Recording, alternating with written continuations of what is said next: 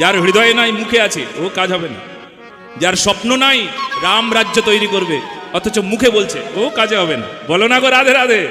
এখানেও থাকতে হবে, স্বপ্নে থাকতে হবে, বাস্তবে থাকতে হবে সদা সর্বদা। একদম উদাহরণ হও, মৌখিক নয়, মুখে মুখে বললে চলবে না। অনেকে আছে মুখে জয় শ্রীরাম বলছো, ভেতরে ভেতরে অন্য ঘন্টা বাজছে, ভেতরে অন্য ঘন্টা বাজছে। মুখে জয় শ্রীরাম আর ভেতরে ভেতরে ঘন্টা বাজছে।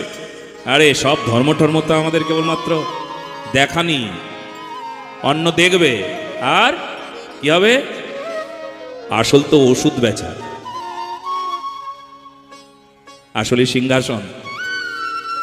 এইরকম জয় শ্রীরাম বলার মানুষ এরাও কপট, এরাও রাবণের দলের।